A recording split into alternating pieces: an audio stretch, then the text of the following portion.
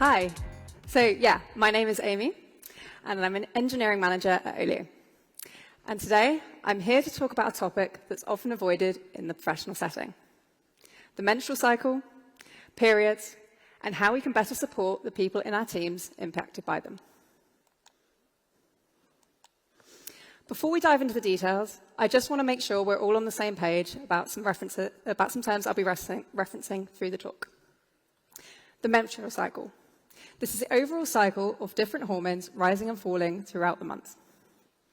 Menstruation, or periods, is the actual bleeding that occurs during the menstrual cycle, and this typically lasts 3 to 7 days. Premenstrual syndrome, or better known as PMS, is a range of symptoms caused by the change of hormones the week before the period arrives. Some of the symptoms felt from PMS and your period can be things like abdominal cramping, backache, headaches, tiredness, mood swings, and the list just goes on.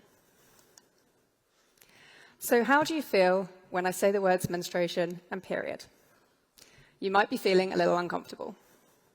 This discomfort is exactly why we need to address this topic and normalize this conversation. We're brought up to believe that this topic is taboo and that it's something that we need to feel embarrassed about. That we should hide our symptoms and just get on with our day without making a fuss. If you're someone that menstruates, do you feel comfortable talking about this at work, with your colleagues, with your manager? If you're someone that doesn't menstruate, have you considered how periods could be impacting the people in your team and their productivity? Here's the thing. People menstruate at work. It's not new. And we need to stop pretending that it doesn't happen and embrace it as a normal part of life. At Olio, we have great gender diversity within our engineering team. But even with large numbers of women, I noticed that people weren't talking about their periods. Their pain and their emotions were going totally under the radar, and of course, I knew there was more going on than they were saying. So I decided to take a bit of a leap and try and change the perception and the culture around periods. So I'm here to share some of my own experiences, highlight the importance of this issue, and propose practical steps that you can take to make more inclusive and caring work environments. I'm sure, like many of you, my education around this was definitely very lacking in school. We had the bare minimum taught to us in biology class, and even though I went to an all-girls school, it wasn't something we ever really talked about. When I started my career, I have memories of going into work, suffering with pretty bad PMS, and just trying to hide it, and probably struggling to do my best work. I have a really vivid memory of one of these days, a colleague coming up to me and asking if I was feeling okay. When I said I was feeling a bit hormonal, he literally put his hands over his ears, said, "Too much information," before then running away from me. I remember just feeling really embarrassed, and I had to hide even more. I've also had points in my life when I struggled with severe period cramps. I have memories of being curled up at my desk around a hot water bottle, and just struggling with excruciating cramps. Looking back, I definitely should have taken time off during this time, but at the time, it didn't feel like a valid reason.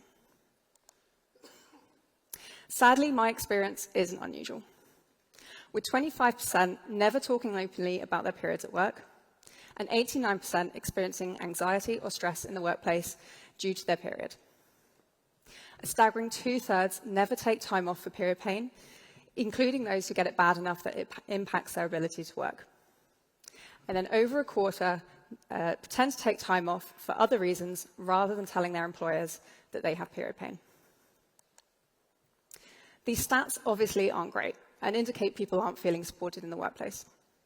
But why is this so important in the tech sector? This is why. 50% of women will leave their roles in the tech by the age of 35. And the number one reason for this, non-inclusive company culture. So it's incredibly important we make our workplaces and our teams more inclusive for everyone so we can improve this statistic.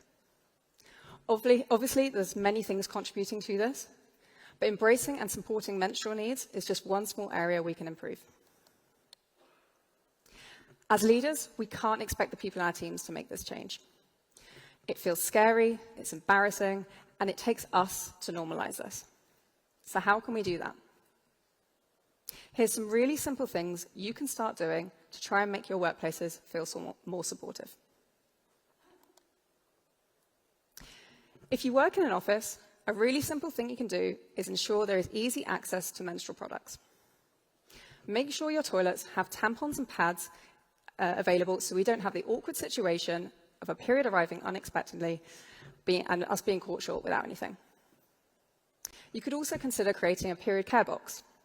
This could contain things like hot water bottles, painkillers, chocolate, tea, anything that brings some comfort. If possible, allow flexible work and normalize taking time off for periods. When someone is really struggling with their symptoms, make sure they know it's a valid reason for taking sick leave. And maybe there's some days when they feel like they can do some work, but they might want to do that from the comfort of their sofa or their bed. So if you're able to, allow them to work from home, keeping the cameras off, and just taking breaks when things feel too much. Ensure you have a safe space for people to talk about these things. At Olio, we set up a Women in Tech group where we discuss health-related issues along with career topics. It's really nice having other people that understand what you're going through and being able to sympathize with one another and support each other through it. It's also been a space for us to implement and suggest a lot of these changes around periods. Now for the more tricky bit. How do we change this perception and remove the stigma? Personally, the strongest thing I think we can do is just start talking about it. By talking about it and making it more visible, the stigma starts to reduce. It becomes a more normalized conversation, and people feel more comfortable having a conversation about it. So encourage these open conversations in your team.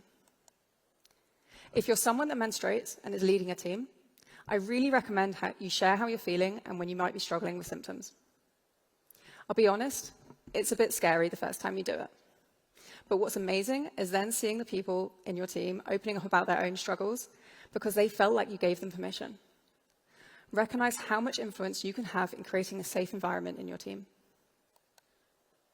And for those of you that don't menstruate, I recognize this is a bit more tricky. So in this situation, just ensure that your team know this topic isn't a taboo and that they can share any concerns with you. Hopefully, if you start trying to implement some of these suggestions, your team would start to see that you're there to support them and might start opening up to you. In the longer term, we need to ensure that we hire diverse teams and more women into leadership roles. We all know this is something that we need to improve in the tech sector, but by having more gender diversity in teams means having these conversations is so much easier. And having women in leadership roles can help with normalizing this conversation and making these changes. And then finally, we can educate ourselves as much as possible. As someone who menstruates, I've had years dealing with this, but I still feel relatively early learning. It still feels relatively early learning about my cycle properly. Understanding how the hormones change throughout my cycle and how that can impact so many aspects of my life and my work. Knowing when I might be more productive or when certain tasks might be easier or harder due to my hormones. But then on top of that, it's fascinating hearing other people's stories about their cycles and their symptoms and how they can differ so much from my own. So I really recommend you go away, research, speak to others, and learn how this is impacting them. We can then hopefully bring that knowledge to our workplaces and our teams.